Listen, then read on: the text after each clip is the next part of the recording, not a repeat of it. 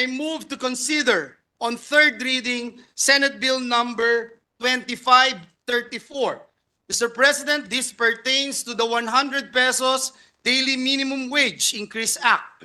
20 affirmative votes, 0 negative votes, 0 abstentions. Senate Bill number 2534 is approved on third reading. Congratulations sa ating manggagawang Pilipino. Mabuhay, Mabuhay Mr. kayo! President. Mabuhay Thank you. manggagawang Pilipino!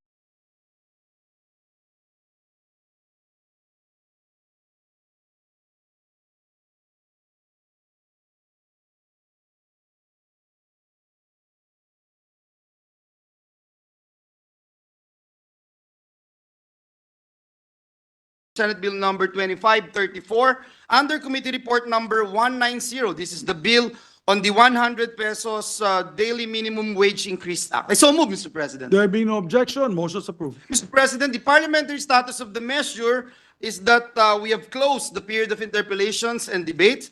And with that, I move to open the period of amendments. There being no objection, motion is approved.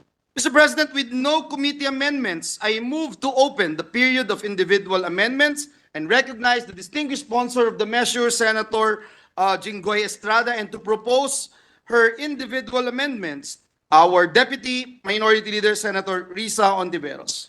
There being no objection to the motion, motion is approved. Our sponsor, Senator Jinggoy Estrada, is recognized, and to propose amendments is Senator Risa Ontiveros, our Deputy Minority Floor Leader. Salamat kaayo, Mr. President. Good sponsor, to begin my proposed amendments for his honor's consideration. On page 1, line 11 of section 3, I propose to insert the phrase across the board, regardless of employment status, including those in contractual and subcontractual arrangements, after the word sector and before the word whether, so that the sentence after amendment would then read, the minimum wage of all workers in the private sector across the board, regardless of employment status, including those in contractual and subcontractual arrangements, whether agricultural and non-agricultural, because this amendment would ensure that the benefits are enjoyed by all workers regardless of employment status. I so move, Mr. President. Mr. President, may I have a 1 minute suspension? Session suspended. Or session resumed. After the quick and refreshing Valentine's break, Mr. President, and Thank you. salamat kaayo. Good sponsor, I'd like to amend my proposed amendment to read, still on page 1, line 11, section 3, the minimum wage of all workers in the private sector, regardless of employment status, including those in contractual and subcontractual arrangements, whether agricultural or non-agricultural. I so move, Mr. President. Accepted, Mr. President. There being no objection to the amendment, amendments accepted. Salamat, Mr. President. Next, good sponsor, on page 2, line 16, section 6. I propose to insert a new sentence. And Mr. President, good sponsor, this is reflecting concern raised by the minority leader, Sen. Coco Pimentel, to this representation. The proposed amendment is, the said inspection may take place at any time of the day or night whenever work is being undertaken, after the word law and before the new sentence that begins with in unionized companies, so that the paragraph after amendment would now read, the Department of Labor and Employment shall, after approval of this act, conduct inspection of payroll and other financial records kept by the company or business to determine whether the workers are paid the prescribed minimum wage increase and other benefits granted by law. The said inspection may take place at any time of the day or night whenever work is being undertaken. In unionized companies, the DOLE inspector shall always be accompanied, and so on. And just to note, good sponsor, this amendment would align with the Labor Code provision on when inspections may be undertaken. I so move, Mr. President. Accepted, Mr. President. The motion is accepted by the sponsor, therefore, amendments accepted. Thank you, Mr. President. Next, good sponsor, two proposed amendments, so I'll propose them one by one. Still on page 2, on line 26, section 7, I propose to delete the phrase 25,000 pesos nor more than 100,000 pesos and replace with 100,000 pesos plus moral damages not exceeding 30,000 pesos for each affected worker and the costs of litigation, including attorney's fees. I so move, Mr. President. May I have a minute suspension, Mr. President? Session suspended. I'd like to amend my proposed amendment to read in that section, 6. I'm so sorry, page 2, line 26, Oh, section 7, seven. to now read 50,000 pesos but not more than 100,000 pesos plus moral damages for each affected worker and the costs of litigation, including attorney's fees. I so move, Mr. President. Accepted, Mr. President. There being no objection by the sponsor, amendments accepted. Thank you, Mr. President. Still in section 7, good sponsor, but on page 3, line 5, I propose to include these two paragraphs. In cases a fine and/or indemnity is decreed by the National Labor Relations Commission against person or persons who violated the provisions of this act and cannot be immediately satisfied because of the refusal to pay, or in case of the unavailability or inadequacy of funds, the bank deposits, financial interests, and other personal property not capable of manual delivery in the possession or control of third parties of the owner in case of sole proprietorship or the assets of the corporation, associations, or any other entity shall automatically be garnished. If such properties are not enough, movable and immovable properties may be levied to fully satisfy the imposed fines and/or indemnities. Failure on the part of any corporation, trust, or firm, partnership, association, or any other entity to comply with the provisions of this act shall be a ground for non-renewal of business permits. I so move, Mr. President. Ano? Huh?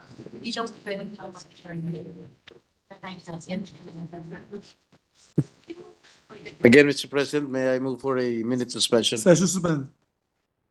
President, again, upon consultation with the good sponsor, I would like to amend my proposed amendment to read just in the first proposed amended or additional paragraph that it read this way. In cases a fine and/or indemnity is decreed by the NLRC against person or persons who violated the provisions of this act and cannot be immediately satisfied because of the refusal to pay, or in case of the unavailability or inadequacy of funds, the bank deposits, financial interests, and other personal property not capable of manual delivery in the possession or control of third parties of the owner in case of sole proprietorship or the assets of the corporation, associations, or any other entity shall be garnished, and so on. I so move, Mr. President. Accepted, Mr. President. Amendments accepted. Salamat. Thank you, Mr. President.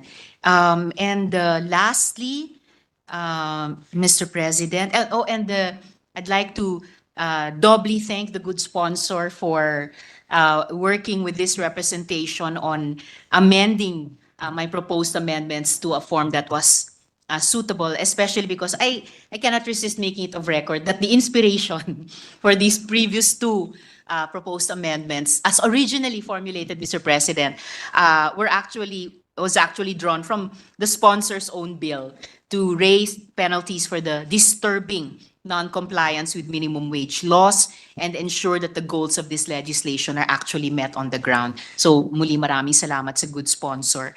And lastly, Mr. President, on page 3, line 6, after section 7, I propose to insert a new section 8 to read section 8 construction in favor of labor.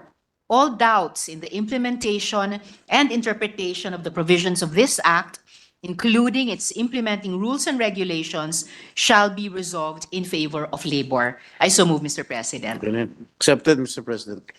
Thank you very much. Amendments accepted and approved. Thank you very much, Mr. President, good sponsor. And then I lastly simply move that the succeeding portions be renumbered accordingly. Also, just for the record, this last amendment aligns with the Labor Code provision on the statutory construction of labor legislation. Maraming salamat po, good sponsor. Daghang salamat, Mr. President. I move to consider on third reading Senate Bill number 2534. Mr. President, this pertains to the 100 pesos daily minimum wage increase act. Printed copies of the bill were electronically distributed to the members of this August chamber on February 15, 2024 in compliance with the three-day rule in the Constitution. But before to the wisdom of the body and agree with the statements made by our Senate President Pro Tem in quoting Section 4, letter C of Republic Act number 6727 or the Wage Rationalization Act and Section 8 of Republic Act number 9178 of the Barangay Micro Business Enterprises Act of 2002. So with that, Mr. President, I move for the previous motion.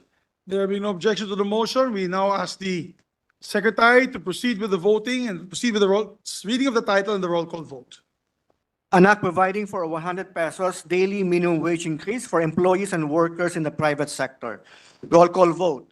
The Honorable Senator Angara, Senator Binay, Senator Cayetano Alan, Senator Cayetano Pia, Senator De La Rosa, Senator Ejercito, Senator Escudero, Senator Estrada, Senator Gatchalian, Senator Go, Senator Ontiveros, Senator Lapid, Senator Legarda, Senator Marcos, Senator Padilla, Senator Pimentel, Senator Poe, Senator Revilla, Senator Tolentino, Senator Tulfo, Senator Villanueva, Senator Villar Cynthia, Senator Villar Mark, the Senate President. We'd just like to put on record that Senator De La Rosa votes yes, together with Senator Cayetano Alan. Okay.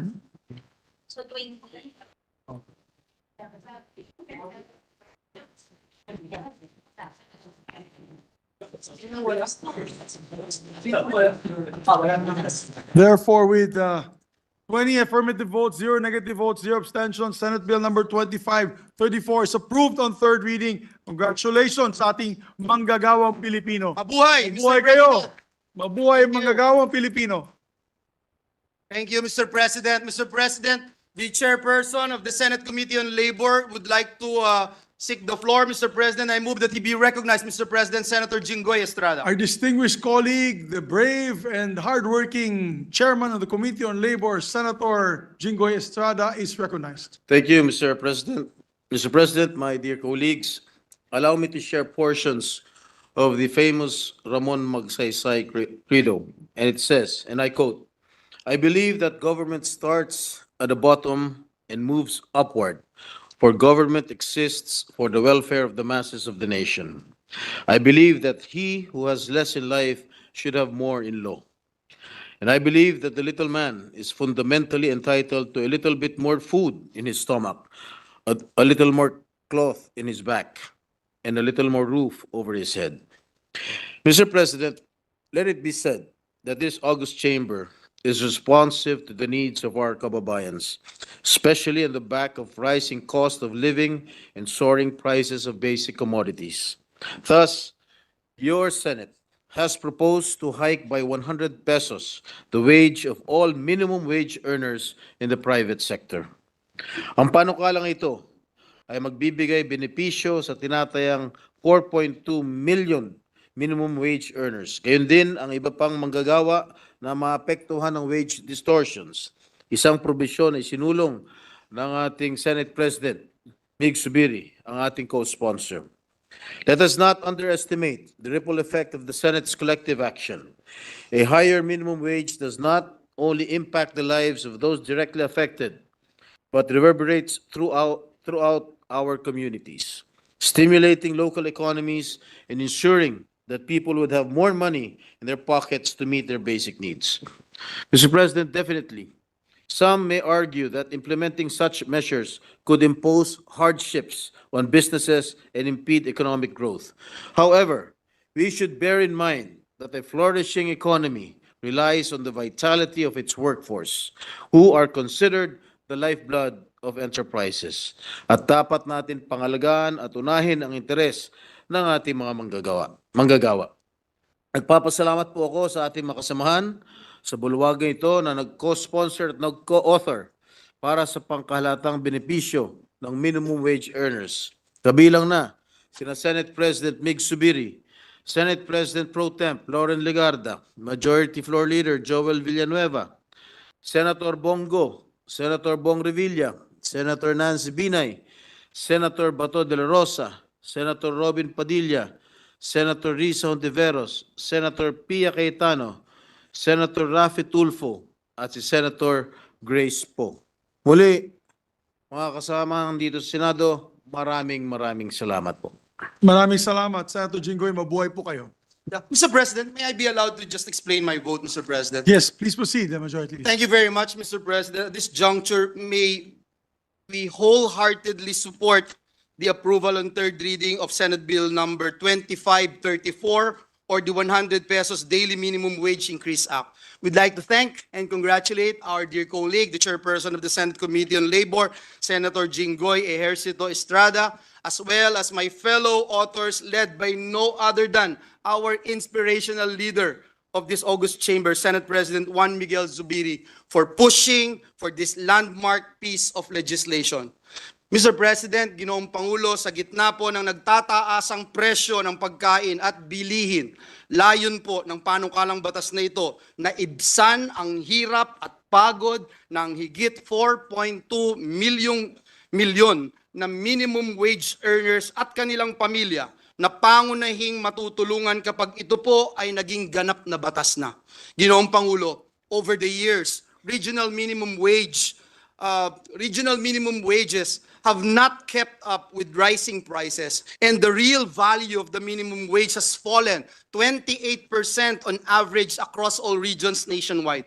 In fact, Mr. President, based on the 2023 poverty threshold, all the regional minimum wage rates are lower than the regional poverty thresholds. Ibig sabihin, Mr. President, kulang na kulang po ang kinikita ng ating mga kababayan para tustusan ang kanilang pang-araw-araw na pangangailangan. To alleviate concerns, Mr. President, it was established even during the interpellations here in this August chamber, Mr. President, and from various studies and evidence put on record that increasing the daily minimum wage will have a very minimal impact on inflation and low probability of causing job losses, Mr. President. I think it's crystal clear.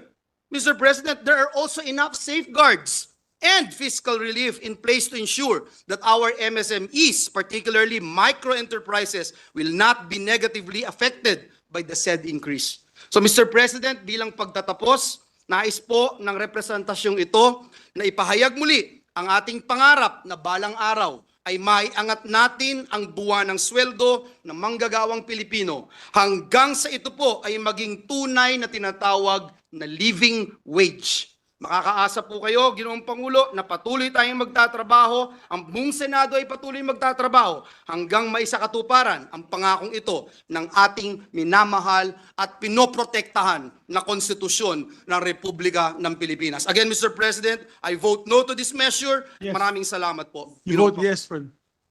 I vote yes, Mr. To this measure, Mr. President. And may God bless us all, Mr. Our President. distinguished colleague, Senator Rafi Ang Tulfo. is ganda na ng recognized. soundbite. Thank you, Mr. President.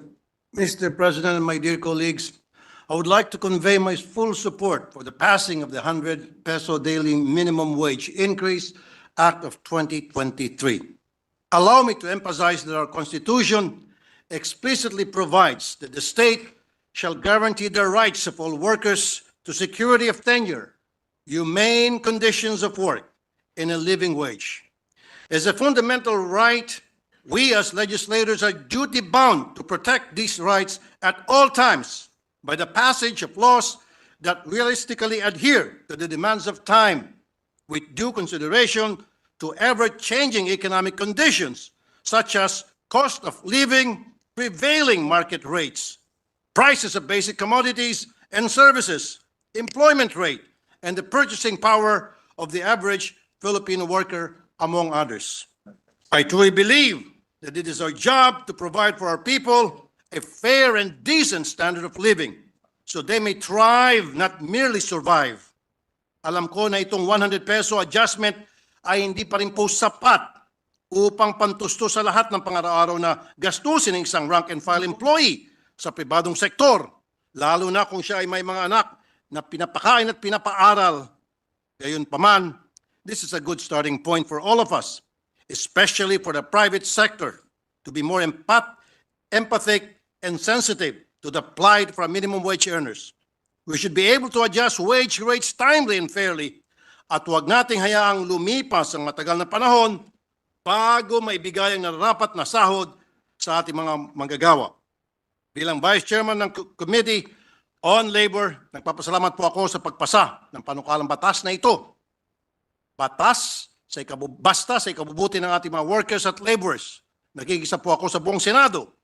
At sana tuloy-tuloy tayo magkaisa upang mas maging maganda pa ang buhay ng bawat manggagawang Pilipino. I hope with the passage of this bill, we may provide our kababayans with an improved quality of life, a guarantee of a livable wage, and ensure the well-being and security of all members of our society. Bago po ako magtapos, meron lang po ang konting kwento. Kung meron man po dito sa atin, mapalad na masabi ko na nakalubilo ang ating mga manggagawang Pilipino na palaging inaapi, isa po ako doon. Dahil sa loob ng 2 dekada, ako po ay takbuhan ng mga naaping manggagawa. I'm very emotional po sa araw na ito sapagkat napakalaking bagay po ito sa mga manggagawa natin yung 100 peso na aumento. Although hindi nga po kalakihan yan, pero nakikita naman po natin yung tuloy-tuloy ang pagtaas ng mga presyo ng bilihin, yung pagtaas ng pamasahe, gasolina, and yung sweldo po nila cannot keep up. Hindi po sapat. Pumupunta po sa programa ko ang marami mga minimum wage earner sa maniwala kayo sa hindi po karamihan sa kanila naglalakad mula Bulacan, mula Cavite. Bakit? Kasi nga po, kapos na sila. Kapos po yung kanilang natatanggap na sweldo. Kaya naglalakad sila. Karamihan sa kanila, yung mga tsinelas butas, mga sapatos butas-butas, nakakaawa po. Kaya itong 100 peso po ito, kung tutusin, kung akong tatanungin, kulang na kulang pa po ito. Pero ako po isusuporta dahil kapat paano, this is a start para maibsan po yung kahirapan na mga matatagal nang inaapi natin mga pobreng manggagawa. Maraming salamat po, Mr. President.